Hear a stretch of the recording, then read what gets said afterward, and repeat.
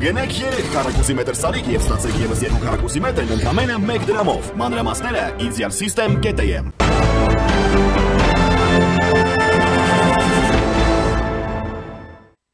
Այսօր Ծաղկաձորում բացվել է Հայաստանի հանքարդյունաբերություն 2025 ֆորումը, որին մասնակցել է նաև վարչապետ Նիկոլ Փաշինյանը։ Մասնակիցները քննարկելու են Հայաստանի հանքարդյունաբերության առջև ծառացած հիմնարար խնդիրները, գնահատելու են նրա ներուժը ընդհանուր տնտեսական միջավայրում, մասնավորապես էներգետիկ ոլորտի հետ կապված, ինչպես նաև քննարկելու են կայուն զարգացման ժամանակակից մոտեցումներն ու նորարարական լուծումների ներդրումը ոլորտում։ Երկրորդ տարին անցկացվող միջոցառումն այս տարի ունի հետևյալ թեման՝ հանքարդյունաբերություն եւ էներգետիկա միջազգային միտումները եւ Հայաստանի ներուժը։ Վարչապետը իր ելույթում նշել է, որ ունենք լրջագույն խնդիրներ ու հնարավորություններ, ինչպես նաեւ լրջագույն մարտահրավերներ ոլորտի հետ կապված, իսկ կառավարությունը այս համատեքստում լրջագույն խնդիրների է բախվում։ Մենք զարմանքով արձանագրեցինք, երբ որ Հայաստանում շինարարության տեմպերը ակտիվացան եւ նաեւ սուբվենցիոն ծրագրերը, կառավարության ուղիղ ներդրումները մարզերում, մենք օրինակ զարմանքով արձանագրեցինք, որ Հայաստանում քարի դեֆիցիտ կա։ Երբ որ մենք անդադ ամեն երրորդ նախադասության մեջ, երբ որ խոսում ենք Հայաստանի մասին, ասում ենք քարերի երկիր Հայաստանը, բայց հետո պարզվեց, որ մենք մեր համայնքներում սուբվենցիոն ծրագրեր իրականացնելու համար քար ենք ներկրում արտերկրից, ինչը ինքնին արդեն այս նախադասությունը ցույց է տալիս, որ մենք խնդիրներ ունենք։ Եվ այդ 95%-ը իհարկե ավելացված արժեքի գնի մասով, կշռի մասով, գուցե ինչ որտեղ հասկանալի է, բայց ես կարծում եմ, որ մասնավորապես քարի մշակման եւ արդյունահանման ոլորտում մենք անելիքներ ունենք, որովհետեւ դա առաջինը մեր տնտեսության պոտենցիալն է եւ երկրորդը մեր երկրի կոլորիտը մեր երկրում ներկայացնելու հնարավորությունն է, ինչը մենք այդքան էլ լավ չենք անում։ Ես ուզում եմ կիսել մի տպավորություն վերջերս Չինաստան կատարած իմ այցից, ինչ շատ զարմացրեց, որ Չինաստանում շատ տարածված երևույթ է, որ ուղղակի երկրում արկա քարերից ուղղակի քարի հուշարձաններ գոյություն ունեն եւ նրանք շատ գեղեցիկ են եւ շատ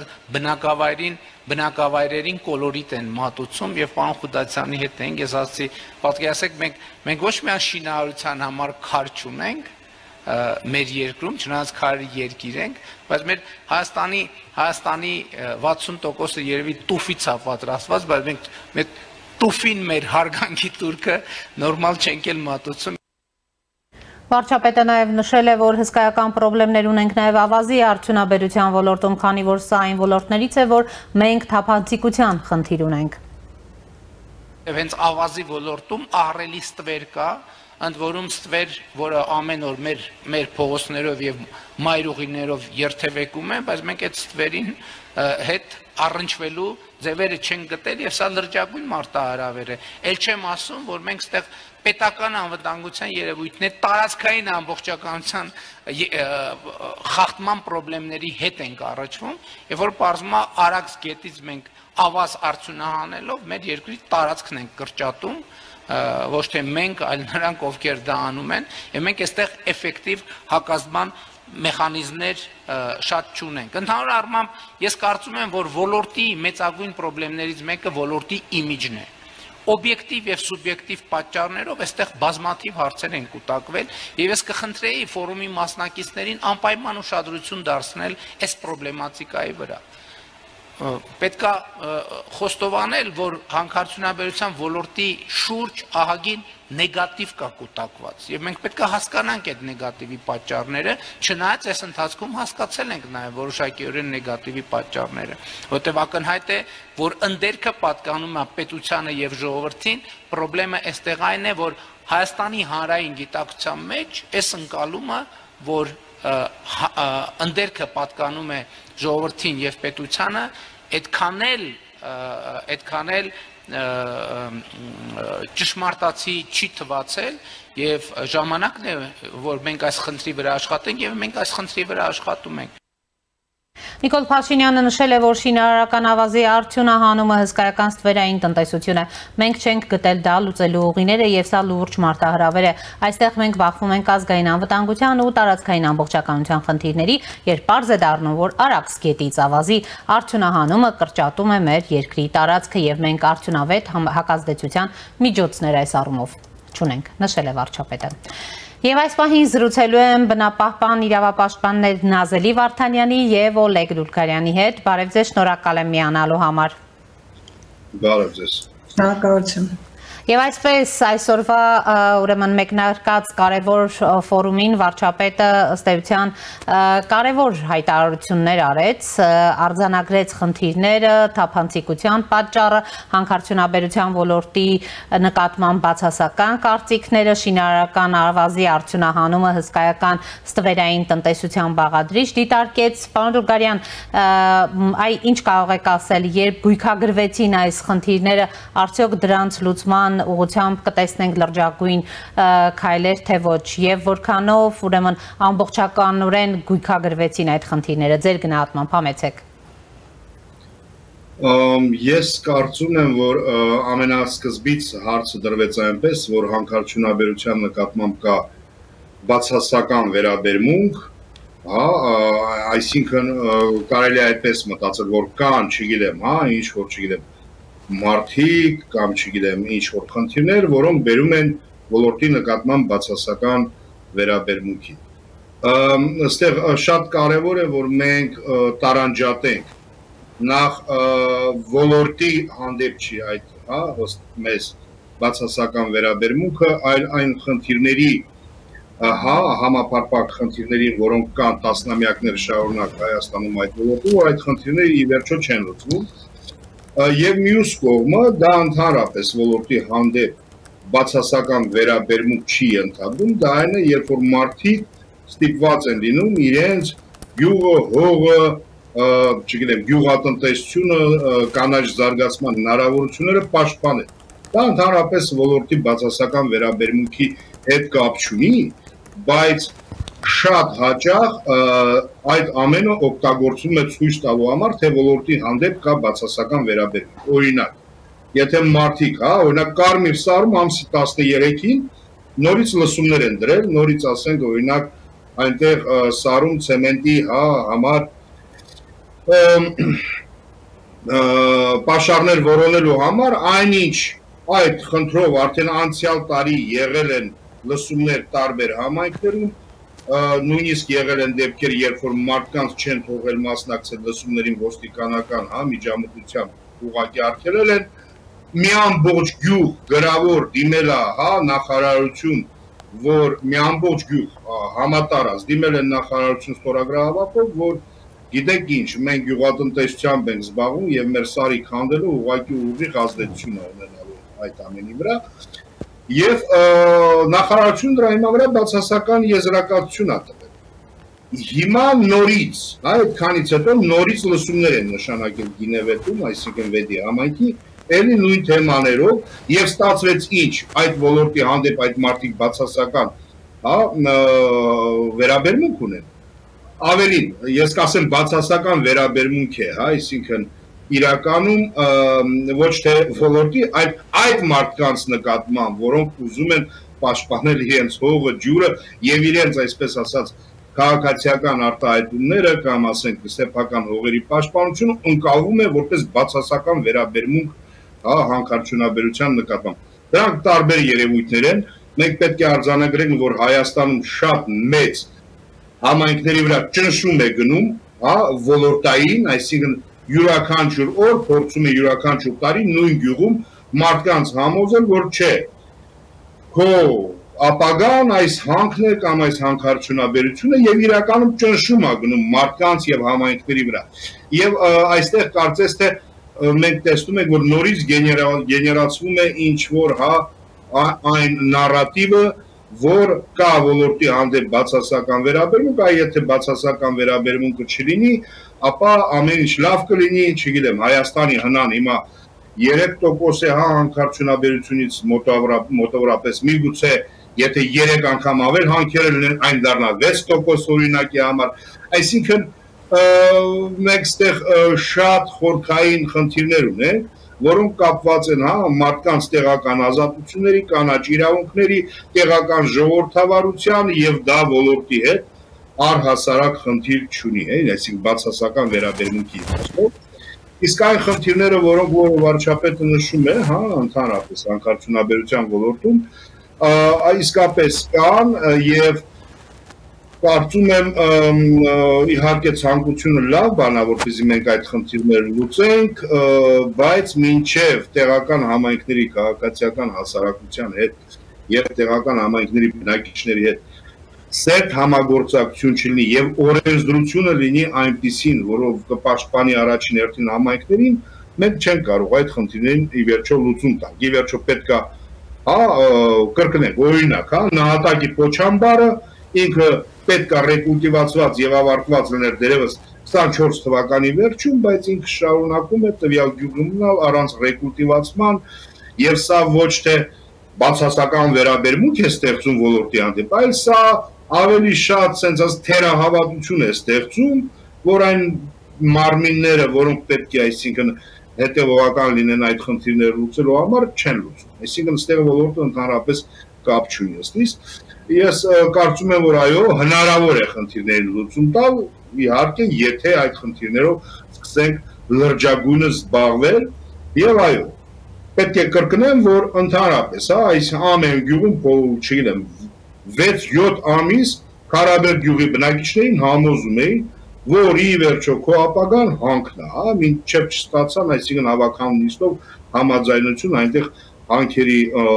չգիտեմ, օնլայնման երկրաբանական հետախուզությունների, այն մինչև մենք օրենսդրորեն չլուծենք այդ խնդիրները, ուղղակի մարդիկ, սենց ասեմ, շոկի մեջ են լինում, անդադ ահաբեկած, որ այս տարի եկան, այնքան չարչարվեցին, ամբողջ գյուղում ստորագրավ ակարեցին, բայց նորից մյուս տարի գալու։ Մարդիկ ոչ թե բացասական վերաբերմունք կա, այլ համակարգից ոլորտից ուղղակի վախենում են, այսպես ասած, որ նորից կգան, իրենց կփորձեն համոզեն, որ քո միակ ապագան հանքարդյունաբերությունն է, չգիտեմ, այստեղ խոսվեց նաև ստվերային տնտեսությունների եւ այլն, չգիտեմ, ծավալների արդյունահանման, իդեպ ավազի հանքը երևի թե միակ հանքատեսակներից է, որը վերականգնման միտում ունի, այսինքն երբ որ ավազը հանում են գետից, ինքը նորից գալիս է կուտակվում է, այսինքն երևի թե միակ վերականգնվող հանքն է, այնինչ գյուղատնտեսական նշանակության հողերում կամ մեր գյուղերում, եթե դու հանքարդյունահանում ես անում, ապա այնտեղ վերականգնվելը գրեթե կոնկրետ Հայաստանում չի ստացվում, այսինքն սարը եթե հանեցի տարար, ապա այդ սարը չի վերականգնի, շատ ասենք փողով փակվի, Տենց լրջագույն խնդիրներ ունի։ Տիկին Վարդանյան, այո, պարոն Դուրգարյան։ Հա, ես կարծում եմ, որ ոչ թե ոլորտի հանդեպ այդ թերահավատությունը, այդ խնդիրները լուծելու եւ որ իրենք մարդիկ անընդհատ այդ ճնշման տակից պետք է մի օր դուրս գան, այսինքն ըտեղ է խնդիրը, ոչ թե ոլորտի հանդեպ նեգատիվ վերաբերվում։ Տեսեք, Տիկին Վարդանյան, վարչապետը նաև այդ լուրջ մարտահրավերների մասին խոսելով խոսեց, որ գործ ունենք ըստ էության տվյալ դեպքում ազգային անվտանգության ու տարածքային ամբողջականության խնդիրների հետ, երբ պարզ է դառնում, որ Արաքս գետից ավազի արդյունահանումը կրճատում է մեր երկրի տարածքը եւ մենք դրա համար այսպես չունենք արդյունավետ հակազդեցության միջոցներ, պարոն Դուրգարյանն էլ ասում է, որ ավազը վերականգնվում է իդեպ ի տարբերություն մյուս հանքարդյունաբերական այսպես հանքերի ոլորտների, հիմա ինչի մասին է խոսքը, ինչ է ձեզ հայտնի եւ ինչ ազգային անվտանգության հետ կապված խնդիրներ տվյալ դեպքում առաջանում։ Արաքսից ավազի հանքարդյունահանման մասին մենք վաղուց ենք խոսել եւ այդ տարածքների կորստի, որովհետեւ Արաքս գետի մեջտեղով է մեր սահմանը Թուրքիայի հետ անցնում եւ ինչքան մենք մեր տարածքից ավազ հանենք, այդքան սահմանը դեպի մեզ է փոխվելու եւ այդտեղ այո մենք տարածքային կորուստ ունենք, բայց ստեղ էլ պետք է ուշադիր լինել, ուսումնասիրել, տեսնել թե ինչքան է վերականգնում, այո, դա վերականգնվող օբյեկտ է եւ ինչքան է վերականգնվում ու թույլ տալ հենց այդ կանով հանել, բայց այսօր ու տարիներ շարունակ դա գերշահագործման է ենթարկվել եւ մենք իրոք ունեցել ենք տարածքային փոփոխություն։ Ինչ վերաբերում է վարչապետի ասած այն դրույթին, որ մենք չենք կարող ստանդարտներով շինարարություն անել եւ հանքարդյունաբերություն անել, որովհետեւ պետք է քաղաքաշինություն զարգացնել, ես չեմ գտնում, որ դա ճիշտ է եւ ընդհանրապես մեր յուրաքանչյուր քաղաքացու գիտակցության մեջ պետք է լինի, որ չկա նման սուրբ նպատակ, որի համար կարելի է սահմանված օրենքները խախտել։ Մանավանդ, որ այսպիսի անկանոն, անճաշակ ու մեծ ծավալի քաղաքաշինություն է տեղի ունենում Երևանում, որ ամբողջ Երևանի պատկերն է փոխել, մարդկանց փոշու մեջ կորցրել ենք ու անվտանգային խնդիր այստեղ էլ կա, որովհետև մենք երկրաշարժ տեսած երկիր ենք ու հիշում ենք, թե ինչ ավերվածություններ առաջացավ երկրաշարժից հետո, հիմա մենք ոչ մի ստանդարտ, ոչ մի նորմա չենք պահպանում, թե բաների շինությունների հեռավորությունը մեկը մյուսից, թե ցեմենտի որակը, օրինակ օրենքը ասում է, որ բետոնը պետք է արտադրվի լիցենզավորված կազմակերպություններում։ Հիմա ամեն շինարարական ընկերություն, որոնք շենք են բերում են ցեմենտը, ավազը լցնում են շին հրապարակում, քամին տալիս է այդ ամբողջ ցեմենտն ու ավազը ամբողջ քաղաքով թռնում է, մենք շնչում ենք այդ ցեմենտն ու ավազը, որը առողջության համար շատ վտանգավոր է եւ ոչ մի վերահսկողություն չկա, ոչ որակի, ոչ սանիտարական վիճակի, ոչ օդի մաքրության վրա, այսինքն ինչ ենք մենք օրենքում սահմանել, որ ինչ որ կազմակերպություններ լիցենզիա պետք է տան բետոն արտադրեն, եթե կարելի է բերել ամեն մեկը իր շին հրապարակում բերել ցեմենտ ու բետոնը լցնել, էժան բան ստանալ, բետոն ստանալ, արտաշինություն անել եւ որևէ մեկը պատասխան չտա որակի համար։ Սա լուրջ խնդիր է, սա էլ անվտանգության խնդիր եւ պետք է դրա մասին էլ մտածել եւ այն ինչ որ այսօր Երևան կատարում է օդի աղտոտվածության հետ կապված, դա պետք է անպայման կանոնակարգվի, որովհետեւ այս պայմաններում հնարավոր չէ Երևանում ապրել։ Իմ ծանոթներից շատերը գալիս են Երևան երկար ժամանակով, որ մնան, մի շաբաթ հետո թողնում գնում են արտերկիր, որտեղ ասում են, ստեղ օդ չկա շնչելու։ Ու մենք գիտենք, որ ինչ հիվանդություն են տարածվում դրա հետ կապված։ Ինչ վերաբերում է, որ հանքարդյունաբերությունը այդքան գովաբանվեց, հանքարդյունաբերությունը այն ինչ որ կա պետք է բերվի օրինական դաշտ եւ որևէ բնապահպան հանքարդյունաբերությանը կտրուկ դեմ չի եղել, բայց մենք ասում ենք, որ դա պետք է լինի վերահսկելի, դա պետք է լինի անվտանգ, բնությանը եւ մարդու առողջությանը վտանգ չսպառնի եւ ու քանի մենք հին հանքարդյունաբերական ոլորտը, այսինքն գործող ոլորտը չենք բերել այն ստանդարտներին, որը նվազագույն հասցնի մարդու եւ բնության վրա ազդեցությունը, նոր հանքերի բացումը պետք է բացառվի, որովհետև եթե մենք մի բան ունենք ու կարգից չենք բերել, չենք կանոնակարգել, ինչի մասին է խոսքը, որ նոր աղետի գոտի ստեղծենք, նոր վտանգի աղբյուր։ Տիկին Վարդանյան, ըստ էության վարչապետը ըստ էության ներկայացրեց խնդիրները, գույքագրեց դրանք, դուք սակայն դժգոհ եք հանքարդյունաբերության հետ կապված այդ գնահատականներից։ Առաջինը, որ դա իմ անձնական կարծիքն է, որ Հայաստանը չի կարող հումքային երկիր լինի, որտեղ ոչ այդ տարածքներ ունենք, ոչ այդ ռեսուրսներ ունենք, իսկ անընդհատ գովաբանել եւ ամբողջ օրենսդրությունը տակնու վրա անել ու դարձնել բնապահպանական օրենսդրությունը վերափոխել, որպեսզի դա գործի ի օգուտ հանքարդյունահանության, դա սխալ է ու տենց վերջի 5 տարիների ընթացքում մենք տարբեր օրենքներում համապատասխան դեպի վատ, դեպի ոչ բնապահպան ուղղությամբ զարգացրել ենք մեր օրենսդրությունը, փոփոխություն ենք արել թե ՇՄԱԳ օրենքում, թե ընդերքի մասին օրենքում, ու սա բացասական է ազդում ընդհանրապես իրավական կարգավորումների վրա, իսկ ինչ վերաբերում է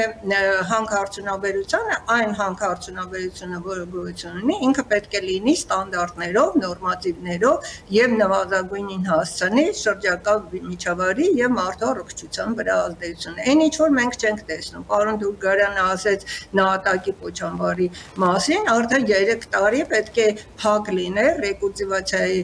ենթարկվել, կառավարության որոշում կա, եթե կառավարությունը չի կարող վերահսկի իր ընդունած որոշումները եւ չի կատարվում, ինչ նոր հանքերի մասին է խոսում։ Չէ՞ որ մարդիկ հիմա 50 մետրի վրա այդ պոչամբարների կողքը ապրում են, այդտեղ անհասունը ջուր է խմում, այդտեղ երեխաները խաղ են անում ու որևէ անվտանգային միջոցներ այդտեղ չկա։ Դրա համար մենք մեր ասածը նա է, որ օրենսդրությունը պետք է դարձնել, կատարելագործել, որ ապահովի բոլոր անվտանգային միջոցները, պետք է իրոք այդ օրենքները կիրառվեն եւ վերահսկվեն եւ այդ գործող հանքարդյունաբերությունը բերվի օրենքի դաշտ։